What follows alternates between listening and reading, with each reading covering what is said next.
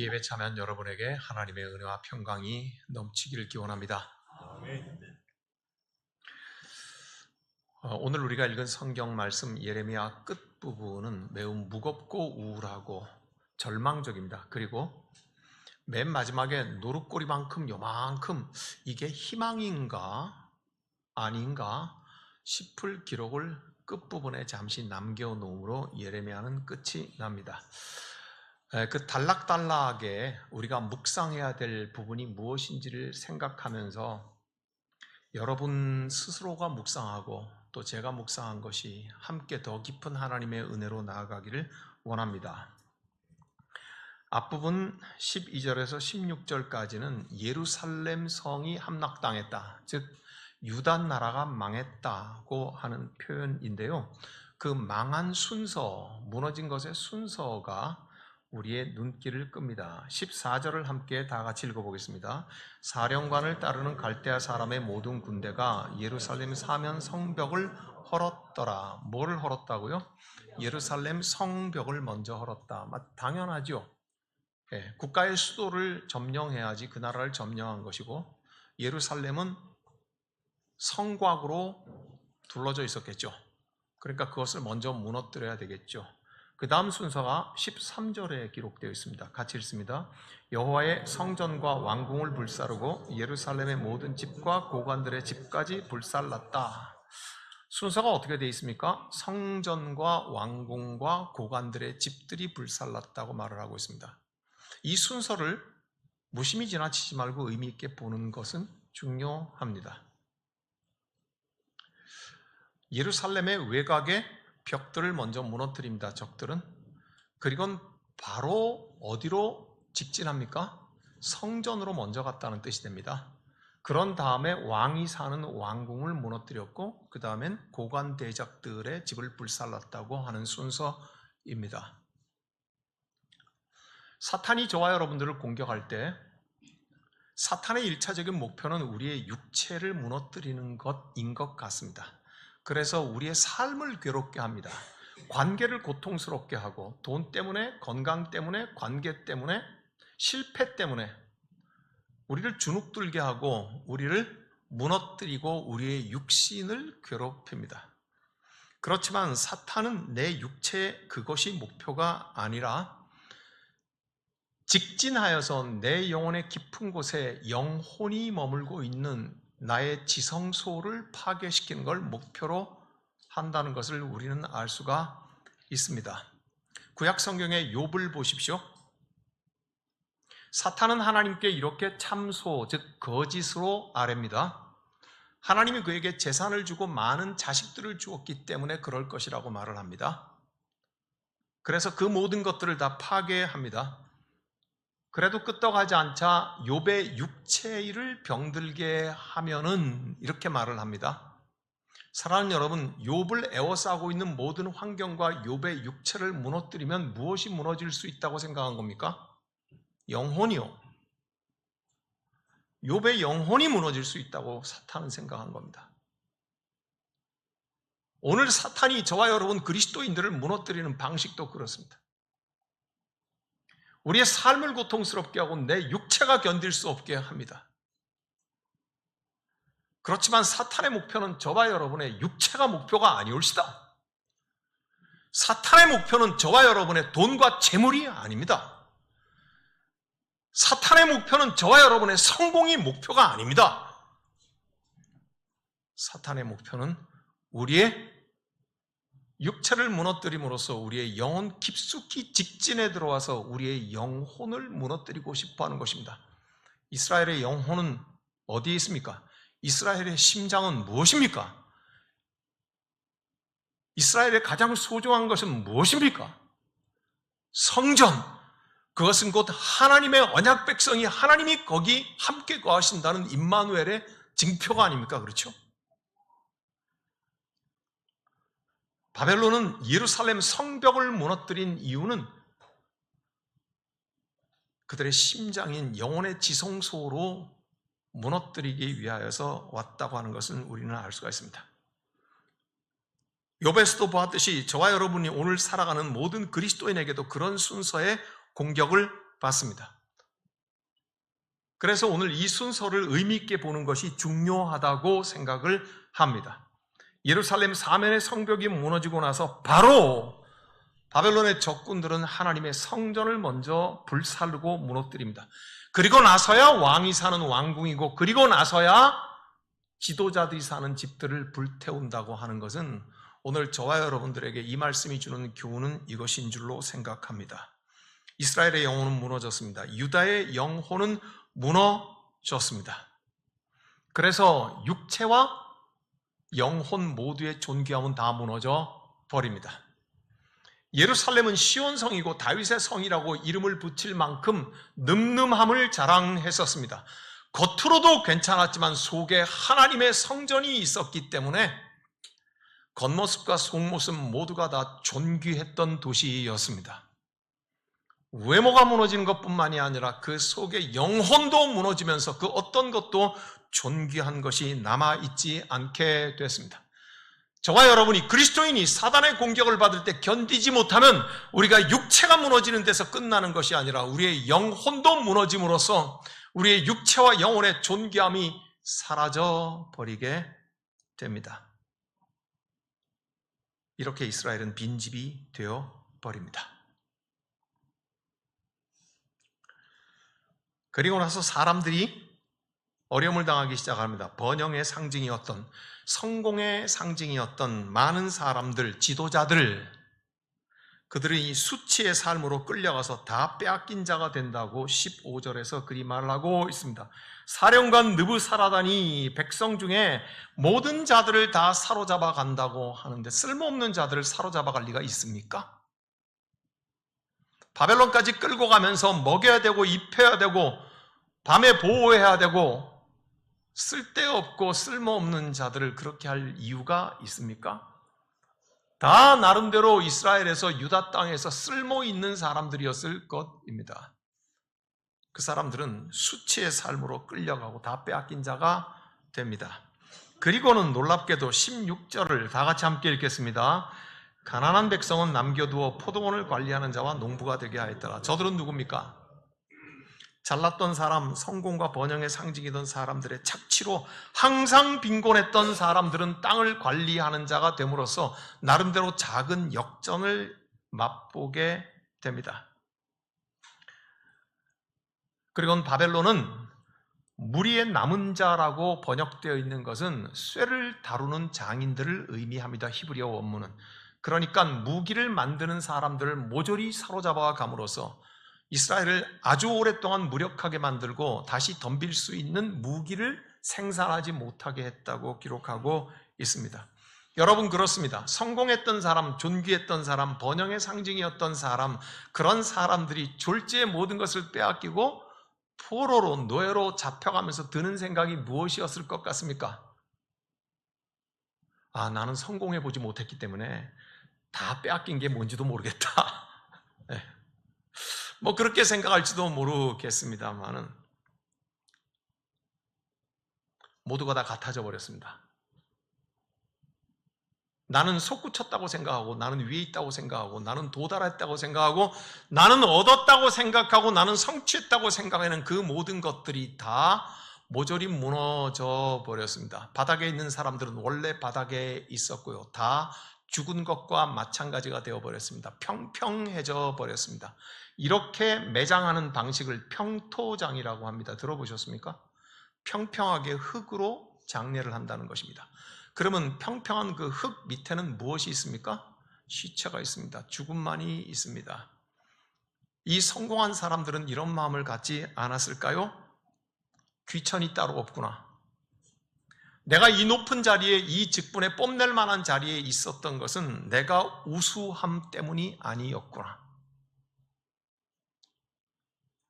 사랑하는 여러분, 저와 여러분이 얻어야 될 교훈은 이것입니다. 우리 가운데 자기 스스로 생각하기에 내가 우수해서 이 정도에 왔다고 생각하는 사람들이 없지 않을 거라고 생각을 합니다. 내가 우수했기 때문에 공동체 안에서 이만한 자리에, 이만한 위치에, 이만한 성공에 있을 때 하나님께서 불어버리시는 그 순간에, 한 번 하나님이 불어버리시는 그 순간에 나의 우수함 때문에 이 존귀한 자리에 처한 것이 아니다고 하는 것을 깨달았을 것입니다. 예, 나의 우수함 때문에 내가 이 자리에 와 있다고 하는 생각들은 마치 다른 타인을 물건처럼 취급하는 관계 속에서 오랫동안 살아왔음을 반증하는 것이기도 합니다. 마틴 부버가 유명한 책을 지었습니다. 이히 운트 두, 독일 말입니다. 나와 당신이라는 책입니다. 이 땅에서의 관계는 두 종류가 있다고 말했습니다. 나와 당신과의 대등한 관계, 인격적인 관계여서 서로가 서로를 존중해주는 관계, 이것이 정상이고 건강한 관계가 있다. 그렇지만 내가 나의 우수함 때문에 내가 너보다 낫다고 생각하는 순간 당신, 타인을 물건으로 추락시켜버린다. 그래서 나와 당신의 대등한 관계가 아니라 나와 그것, 물건의 관계로 깨어진 관계가 된다. 마틴 부버는 그렇게 말함으로써 우리가 하나님의 백성으로 어떻게 살아야 하는 것에 대해서 말을 한 바 있습니다. 네, 이스라엘은 평토장이 되어버렸습니다. 모두가 다 평평한 무덤으로 만들어져 버렸습니다. 그러므로 그 찬란했던 예루살렘 성벽과 영혼의 중심이었던 성전과 그리고 자랑할 만했던 솔로몬의 성전과 궁 모든 것들은 다 빈집이 되어 버렸습니다. 그리고 나서 17절에서 23절까지는 그야말로 섬세하게 성전에 있던 부직갱이 하나까지 다 이름이 나옵니다. 가마들과 부삽들과 부집게, 주발, 숟가락, 녹그릇, 잔들, 화로, 주발, 솥, 촛대, 숟가락, 바리, 모든 하나님의 성전에 있는 것들을 다 옮겨갔다. 심지어는 솔로몬이 성전을 만들고서 그 앞에 두 개의 거대한 기둥을 세웠습니다. 이름을 야긴과 보아스라고 지었습니다. 하나님께서 세우시고 하나님께서 이루셨다고 하는 뜻으로 성전을 세웠던 그 거대한 녹기둥도 다 뜯어서 해체해서 그래서 갔습니다. 왜 하나님은 침묵하셨을까요? 왜 하나님은 벼락을 때리지 않았을까요? 왜 하나님은 성경 곳곳에서 놀라운 역사를 이루셨는데 자기를 섬겼던 성전의 녹기둥까지 다 뜯어가고 부직갱이 하나까지 다 가져가는데 하나님께서는 왜 침묵하셨을까요? 왜 하나님은 이렇게 무기력하게 가만히 계셨을까요? 왜 하나님은 이렇게 존재하지 아니하시는 것처럼 가만히 계셨을까요? 오랫동안 당신의 백성들이 하나님을 무기력하게 여겼기 때문입니다. 오랫동안 하나님의 백성들이 하나님을 마치 없는 것처럼 그렇게 여기고 살았기 때문입니다. 북쪽 이스라엘이 아수르에 망하고 130년 동안 하나님께서는 시간과 사람을 보내셔서 돌아오라고 말씀하셨습니다. 말이 130년이지 저와 여러분 가운데 130년 사는 사람은 없습니다. 시대를 바꿔가며 역사를 연결시켜가면서 하나님께서는 돌아오라고 말씀하셨습니다. 이스라엘 백성들은 이렇게 말했습니다. 겉으로는 우리가 하나님을 섬깁니다. 그리고 하나님께 제사하는 거 보셨잖아요. 그리고는 뒤로 돌아서서는 마치 하나님이 아니 계신 것처럼 언덕 위에 푸른 나무가 있는 곳마다 산당을 만들어 놓고 엎드려 경배하며 바알신과 풍요의 신을 섬겼습니다. 여러분, 제가 예배 처음에 갔다 사진 보여주신 거 기억나죠? 그 레스토랑에 써있는 말 기억나죠? 우리 식당에는 와이파이는 없습니다. 마치 1995년인 것처럼 서로 마주보고 대화하세요. 약속의 땅, 젖과 꿀이 흐르는 땅, 가나안 땅에 들어가서 이스라엘 백성들은 하나님과 대화했었습니다. 그렇지만 가나안 땅의 풍요로움과 번성과 성공의 와이파이를 맛보고 난 다음부터는 땅 끝까지 가고 싶었고 땅 끝에 있는 것이라도 긁어 모으고 싶었습니다. 마치 저와 여러분들이 와이파이를 통해서 세상의 지식을 땅 끝에 있는 것까지 긁어 모아서 주식 투자에 사용하려고 하는 것처럼 이스라엘 백성들은 그렇게 풍요와 성공의 와이파이에 길들여져 가면서 하나님과 대화하는 것을 잊어버렸습니다. 하나님을 힘없는 존재로, 하나님을 총명하지 않은 존재로, 하나님을 무기력한 존재로 그렇게 130년을 여겨왔고, 오늘 마침내 예레미야 52장의 이 현실을 부딪히게 되는 것입니다. 더 이상 예배는 없습니다. 예배할 수 있는 장소도 없고 성물도 없고 근거가 아무것도 없어져 버리는 빈집, 빈 땅이 되어 버립니다. 사랑하는 여러분, 하나님께서 성전을 만드실 때에 십계명에 있는 대로 어떤 것도 나의 형상을 만들지 말라, 즉 우상을 만들지 말라 말씀하신 것을 우리는 기억할 것입니다. 기독교야말로 유일하게 하나님의 형상이 없는 입니다. 바알의 형상, 아세라의 형상, 저들이 포로로 잡혀간 바벨론의 마루드의 형상, 그 어떤 신들의 형상은 모든 민족들이 다 세워놓고 그들을 섬겼으나 하나님은 만들지 말라고 하셨습니다. 그리고는 하나님께 예배하는 그 공간에 필요한 물건들에 대해서 말씀하셨습니다. 7개의 살구꽃 모양으로 만든 불을 밝히는 촛대라든지, 순수한 올리브유로 불을 밝혀야 되는 일이라든지, 매 안식일마다 떡을 바꿔야 하는, 하나님 앞에 진설해야 하는 진설병이라든지, 하나님이 거하시는 지성소와 성소를 구분해야 된다는 것이든지, 모세의 법궤를 거기에 안치해야 된다고 하는 것인지, 그 어떤 것에도 하나님의 형상은 없습니다. 왜 그랬을까요? 하나님을 섬겨야 하는 모든 성전의 물건들은 하나님께서 여기 너희와 함께 계시다고 하는 모든 것들마다 상징이었기 때문입니다. 하다못해 성전을 지키는 부지깽이 하나라도, 성소에 불을 밝히는 7 금촛대 할지라도, 그리고 진설해 놓은 떡 진설병일지라도, 재물을 불태우는 모든 제단일지라도, 이 모든 것들은 다 하나님께서 여기에 너희와 함께 계시다고 하는 임재의 현실이었기 때문입니다. 신약 성경에서는 마태복음에서 예수의 탄생을 예고하면서 천사가 뭐라고 말합니까? 하나님이 너희와 함께 계시니, 하나님이 사람과 함께 계시니 곧 뭐라고요? 임마누엘이라 하리라. 그래서 예수의 제자 빌립이 하나님을 보여달라고 했을 그때에 하나님은 삼각형이다, 하나님은 노란색이다, 하나님은 달콤한 냄새다고 말하지 않았습니다. 하나님은 말씀이라고 말씀하셨고, 그 말씀을 믿었으면 네가 하나님을 보았다고 말했습니다. 그러므로 하나님의 말씀을 따라 하나님의 말씀을 섬기기 위해, 하나님을 섬기기 위해 만든 성전의 모든 부지깽이 하나라도 그것은 다 하나님께서 여기에 사람과 함께 계신다고 하는 현존이었던 것입니다. 그러나 하나님께서 이스라엘 백성들과 함께 계신다고 하는 떡도 사라지고, 불빛도 사라지고, 만나심의 공간도 사라지고, 촛대도 사라지고, 예수님의 역할을 했던 제물에 피 흘리는 것도 사라지고, 모두가 다 사라져 버렸습니다. 빈집이 되어 버렸습니다. 하나님을 무기력하게 여겼던 이스라엘에게 하나님은 스스로 무기력한 분이 되시기를 자청하십니다. 하나님의 성전이 부서져 나가는 것을 하나님은 침묵하심으로 마치 하나님이 안위 계시는 것처럼 지켜보고 있는 이유는 그것입니다. 누가 교회는 망하지 않는다고 말을 합니까? 누가 교회는 문 닫지 않는다고 말을 합니까? 지난 2000년 교회의 역사 속에서 한때는 번성했지만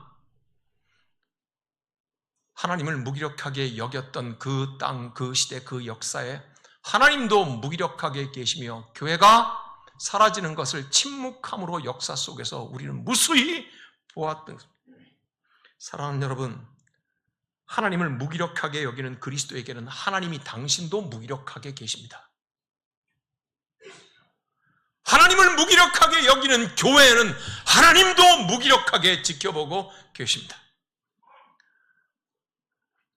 하나님은 강한 교회, 강한 백성을 원하지 않으십니다. 하나님은 하나님을 가까이 하는 백성을 원하십니다. 하나님은 하나님께 친밀하는 백성을 원하십니다. 나는 나를 가까이 하는 자들 중에서 영광을 얻으리라고 레위기에서 예배하는 자들에 대해서 말씀하셨습니다. 하나님께서는 예배를 말씀하시기를 나는 나를 가까이 하는 자들을 내게서 내가 영광을 얻는다고 하셨습니다. 하나님은 강한 사람에게서, 부유한 사람에게서, 재물에게서, 지식에서 그 어떤 것을 통해든지 강한 백성에게서 내가 영광을 얻는다고 말씀하지 않으셨습니다. 하나님은 충분히 그리 아니하셔도 강하시기 때문입니다. 하나님은 그리 아니하셔도 충분히 부유하시기 때문입니다. 하나님은 아무것도 부족함이 없으신 분인 줄 알기 때문입니다. 하나님을 가까이 하는 자들을 하나님은 가까이 하십니다. 하나님을 친밀하게 여기는 자들에 대해서 친밀하게 여기십니다. 24절에서 30절까지는 드디어 죽임을 당하고 바벨론 땅으로 마침내 끌려가 도착을 한다고 기록하고 있습니다. 24절에서부터 시작해서 27절까지 다 쳐 죽였다라고 하는 것입니다. 살아있는 자들은 28절부터 30절까지 1차, 2차, 3차 포로를 거쳐서 갑니다. 바벨론의 1차 포로 때 에스겔 선지자가 잡혀고 다니엘이 잡혀갑니다. 그렇게 함으로써 바벨론에 이스라엘이라고 할 수 있는 쓸만한 사람들은 모조리 거기에 잡혀갑니다. 한번 생각해 봅니다. 인간은 참 탁월한 존재입니다. 정말 탁월한 존재입니다. 저 자신에게서도 나의 탁월함을 느낄 만큼 여러분 모두가, 우리 모두가 참 탁월한 존재입니다. 왜냐하면 우리가 하나님은 사랑의 하나님인 것을 알고 있기 때문입니다. 아멘입니까? 그런데 이것을 더 튼튼하게 만들고 더 강력하게 믿는 탁월함이 우리 가운데 있습니다. 어떻게 믿냐면 하나님은 사랑만 하시는 하나님이라고 우리는 그렇게 우리 스스로를 더 강하게 만듭니다. 무엇을 말하고 싶은 것입니까? 심판하시는 하나님을 잃어버리는 것입니다. 오늘 예레미야 52장에 있는 것처럼, 요한계시록이 말하는 것처럼, 아니 성경 곳곳에서 말하는 것인 것처럼 하나님은 사랑의 하나님이지만 그러나 하나님은 심판하시는 심판주이신 하나님인 것을 잃어버리는, 그래서 애써 하나님의 심판을 지워버리고 제껴버리는 탁월한 능력이 우리 가운데 있습니다. 그래서 하나님은 사랑의 하나님이라고만 바벨탑을 쌓아갑니다. 어떤 일이 생기는 줄 아십니까? 그래서 거룩함을 선택할 필요가 없습니다. 내가 거룩하지 않아도 하나님은 나를 사랑하시기 때문에 거룩함을 선택하지 않습니다. 거룩함을 선택하지 않는 사람은 죄를 두려워하지 않습니다. 죄를 두려워하지 않는 사람은 불쑥불쑥 솟아나는 자기의 욕심을 얼마든지 자기 스스로 변명하고 정당화하는 데 탁월한 존재가 됩니다.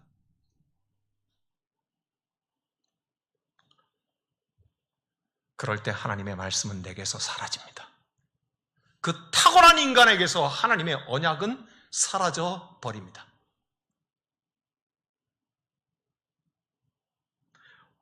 오늘 이스라엘 백성들이 바로 그와 같은 자리에 와 있습니다. 여러분, 창세기 12장 1절과 3절에 하나님께서 아브라함을 부르시는 것을 잘 알죠. 너는 너의 본토 친척 아비집을 떠나 내가 너에게 보여줄 땅으로 가라. 내가 너를 저주하는 자에게, 내가 너를 복되게 하는 자에게 똑같이 대응하며 갚아주리라, 그렇게 말씀하시면서 아브라함을 떠나라 하십니다. 그렇게 3절까지가 말해진 다음에 그 다음 4절에 성경은 어떻게 시작하느냐 하면, 이에 아브라함이 여호와의 말씀을 따라갔고, 그렇게 되어 있습니다. 아브라함이 하나님의 말씀을 따라서 마침내 여정을 거쳐 도착한 데가 어디입니까? 언약의 땅, 약속의 땅, 말씀의 땅, 가나안입니다. 젖과 꿀이 흐르는 땅, 거기에 바로 아브라함이 말씀에 이끌려 도착한 데입니다. 아브라함이 하나님의 말씀을 받기 전에 어디 있었습니까? 지금 바벨론 땅 그 지역에 있었습니다. 가나안 땅에서, 즉 약속의 땅에서 살던 이스라엘 백성들은 약속을 잃어버리고 약속이 들리지 않는 사람들이 되어서 지금 어디로 돌아갑니까? 아브라함이 하나님의 언약의 말씀을 듣기 전에 그 땅으로 지금 돌아갑니다. 놀랍지 않습니까? 제가 지금 비꼬고 있는 거 아시겠죠? 인간은 탁월한 존재라는 걸. 그리고 사실이라는 것도 알겠죠? 예, 인간은 탁월한 존재입니다. 하나님을 알되 하나님을 사랑의 신으로만 알고 심판하시는 하나님을 생각하지 않으면 결코 그 사람의 신앙은 거룩할 수 없고 거룩하지 않은 신앙은 죄를 두려워하지 않습니다. 그리고 불쑥불쑥 솟아나는 자기 욕심을 정당화하는 일에 아주 탁월한 사람이 되어 버려서 정작 뒤돌아보면 하나님의 말씀이 들리지 않습니다. 하나님의 말씀을 잃어버립니다. 예, 이스라엘 백성들은 아브라함을 부르셨던 그 언약의 후손들인데 하나님의 말씀을 잃어버리니 아브라함을 하나님의 언약으로 부르시기 전에 그 땅으로 강제로 끌려가는 일을 당합니다. 오늘 설교 제목을 뭐라고 삼았는지 아시겠습니까? 빈 땅, 빈들.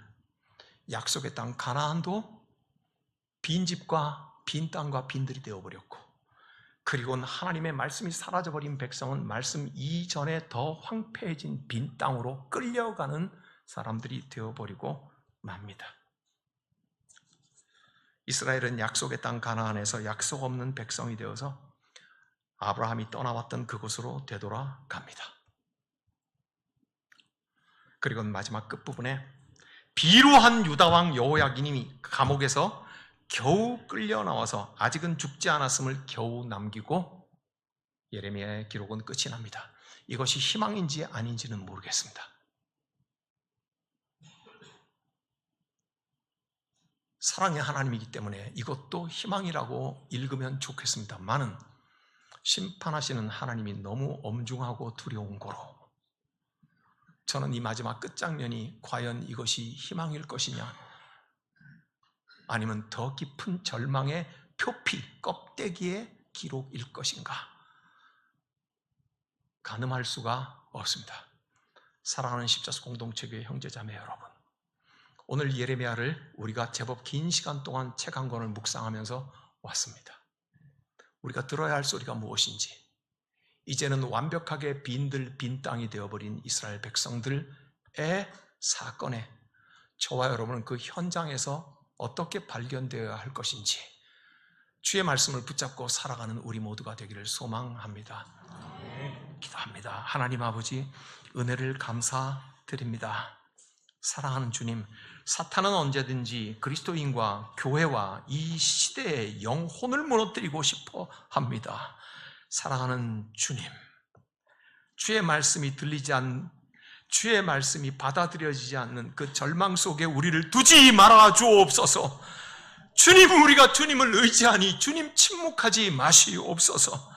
오 주님, 우리가 예수의 십자가와 부활의 권능을 의지하여 세상의 창조의 주권자이신 우리 하나님 앞에 의지하오니 주여 부디 침묵하지 마시옵소서. 주님 예수 그리스도의 이름으로 기도하옵나이다. 아멘.